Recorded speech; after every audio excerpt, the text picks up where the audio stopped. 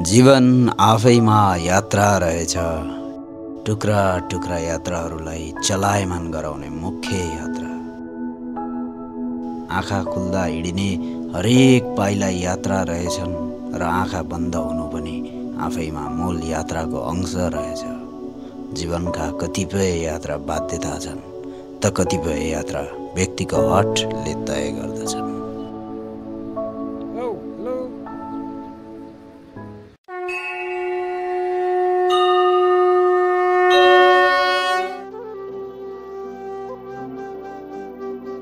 उपल्लो मुस्ताङमा अवस्थित दामोदर कुण्ड, जहाँ पुग्नका लागि वर्षमा 1 महिना मात्र खुल्ला गरिएको छ।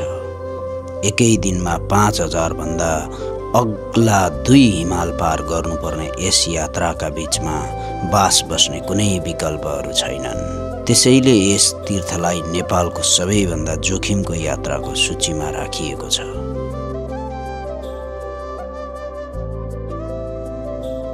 जति जोखिम यात्रा हुन्छ त्यति नै अधिक उसको महत्त्व पनि हुन्छ।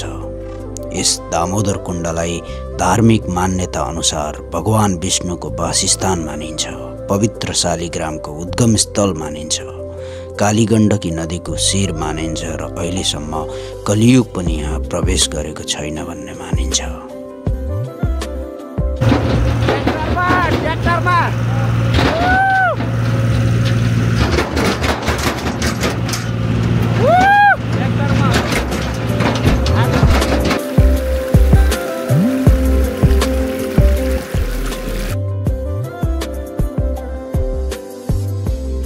गोरला नाका अन्तर्गतको चराङ भन्ने ठाउँदेखि पूर्व लाग्यौँ होइन।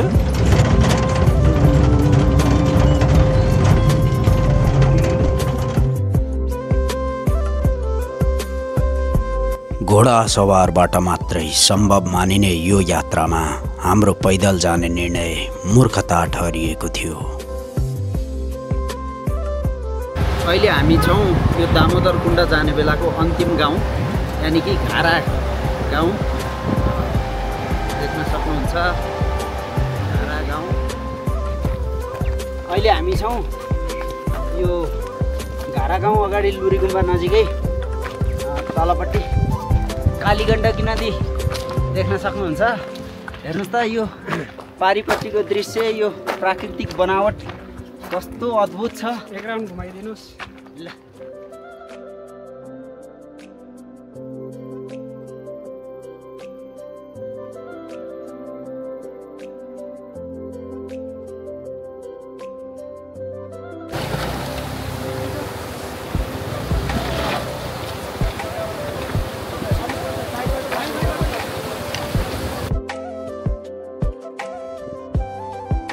चारैतिर सुनसान भएको ठाउँमा यहाँ चाहिँ यो घरमा चाहिँ को बस्छ होला कि? गुम्बा जस्तो छ।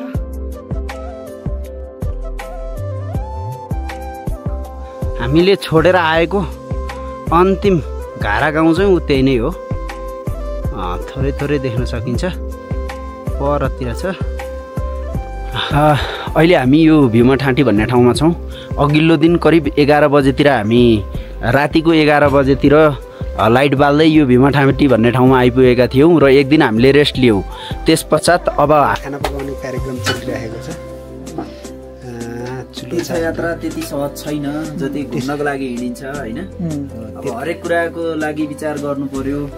खाना बनाउने कुरा, अब तीर्थयात्रामा हिँडिसकेपछि सकभर अरूलाई पनि कष्ट धेरै नदेऊ भन्ने पनि हुन्छ। साथसाथै होइन आफ्नो हातले बनाएकोमा स्वाद पनि बेग्लै आउला भन्ने आश पनि छ। लेट्स सी होइन। अनि सर तपाईँको के छ, तपाईँको राय प्रतिक्रिया? मेरो राय प्रतिक्रिया त यो हामीसँगै छौँ, साथमा छौँ। जस अलिअलि अल्टिट्युड सिकनेसको आवाज भइरहेको छ, भए पनि अब खाना बनाउनै पर्यो बाँच्नको लागि भए पनि। ल आमा यो केटाहरू कतिको खाना बनाउन जान्ने रहेछ? खुबै जानेछ होइन? जाने छैन, कहाँबाट खाना बनाउन जानेछ होइन आमा? बिहान तपाईँले पकाएको गुन्द्रुकको तरकारी मिठो, धेरै मिठो। बट्टी लिन जानुहुन्छ? ल अब हामीले फेरि दामोदर कुण्डको लागि यात्रा तय गरिसकेका छौँ। अहिले बिहानको लगभग 5:30 बज्न लाग्यो। We are going to cross 2 big mountains, so the real adventure began from here. Okay, let's go.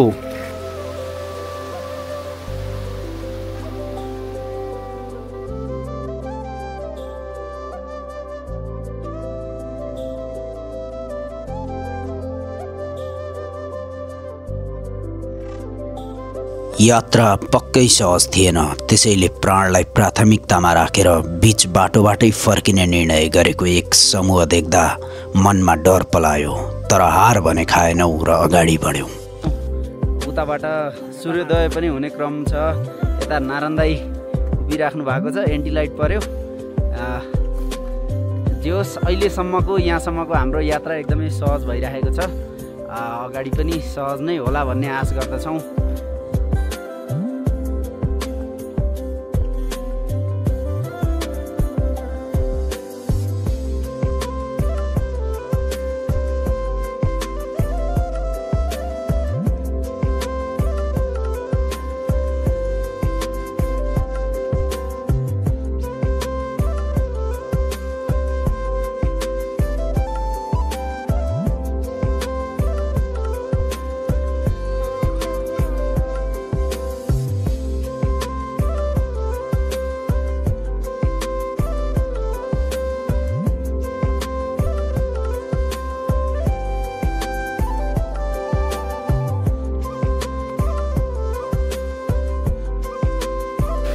अहिले हामी कालीगण्डकी बग्ने बगर हिँडिरहेका छौँ र यो देख्न सक्नुहुन्छ यिनै हुन् कालीगण्डकी।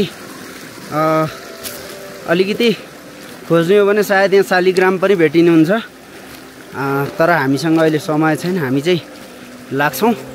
लेक लाग्ने जोखिम उत्तिकै थियो। परसम्म एक्लासभन्दा अरू केही थिएन, तर मनमा डर थिएन। भगवानको भरोसामा रहेर पैदल हिँड्ने निर्णयमै डर समाप्त भइसकेको थियो। Hello mister Narayan Dhakal. Hello. यति बेला म छु दामोदर कुण्डको यात्रामा पर्ने सबैभन्दा उचाइमा रहेको, लगभग समुद्री सतहदेखि 5700 मिटर उचाइमा रहेको, स्थानीय भाषाअनुसार 57 डाँडामा छु यति बेला। सबैभन्दा कष्ट महसुस हुने अर्थात् लेक लाग्ने समस्या पनि यही डाँडामा देखिन्छ भन्ने सुनेको थिएँ र अलिअलि सिम्टमहरू त देखिएको नै छ, तर त्यस्तो कष्टकर केही पनि भएको छैन। जति सोचिया थियो, जति यहाँनिर आउँदाखेरि गाह्रो होला भन्ने अनुमान थियो, त्यस्तो केही पनि भएको छैन। मैले चाहिँ अगाडि त्यो पारिरहेको हिउँ पर्दै गरेको डाँडोलाई मध्यनजर गर्दै यहाँनिर भिडियो बनाउन उपयुक्त ठाने। मेरो साथी चाहिँ तलबाट आउँदै हुनुहुन्छ र यही समयलाई मैले सदुपयोग गरेर भिडियो बनाउँदैछु।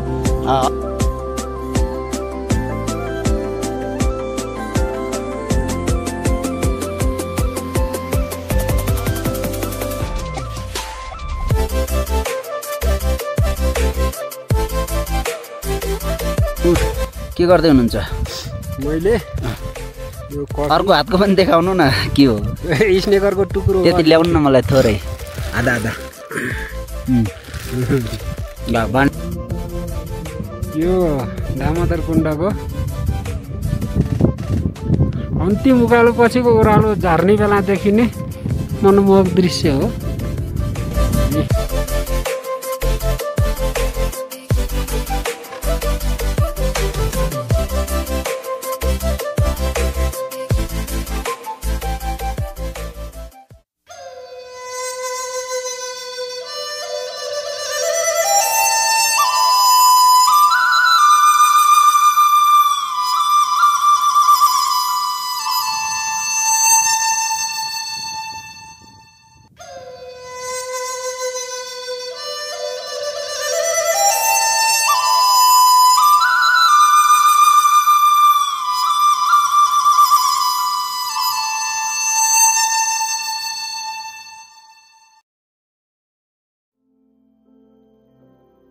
यो पछाडि देखिएको चाहिँ दामोदर कुण्डको आश्रम हो र अहिले हामी दामोदर कुण्ड, दुध कुण्ड त्यसै गरी तामाकुण्ड जाँदैछौँ। सर्वप्रथम आउँछ यो तामाकुण्ड भनिँदो रहेछ यो ताललाई चाहिँ, र देख्न सक्नुहुन्छ यसरी चौतर्फी दामोदर कुण्ड सेरोफेरोलाई यो जालीले सुरक्षा गरेर राखिएको रहेछ।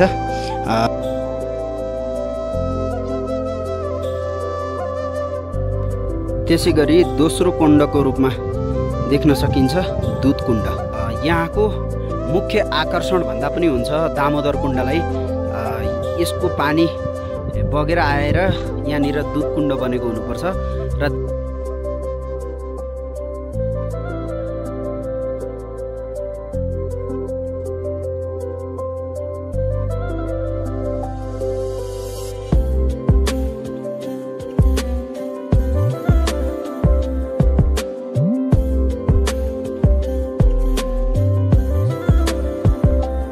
संयोग मान्ने कि चमत्कार, दिनभर नदेखिएको घाम हामीले स्नान गर्ने समयमा मात्र दर्शन भयो र स्नान पश्चात पुनः लोप भयो।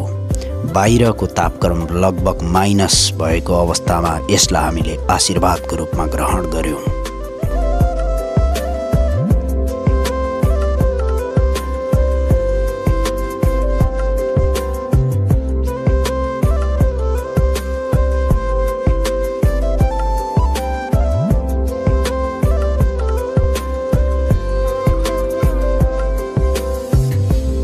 मुक्तिनाथ क्षेत्रको दामोदर कुण्ड आफैमा धार्मिक रूपमा निकै महत्त्व बोकेको ठाउँ हो।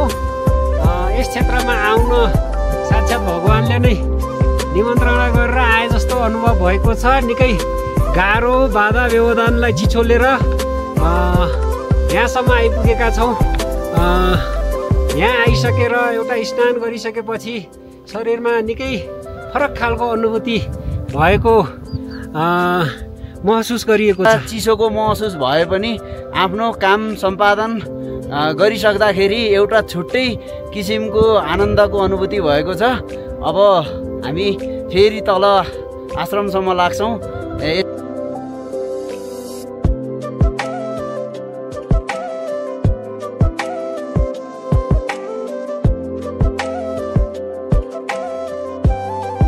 कालीगण्डकी नदी हामी चाहिँ शालिग्राम खोज्न लागिरहेका छौँ।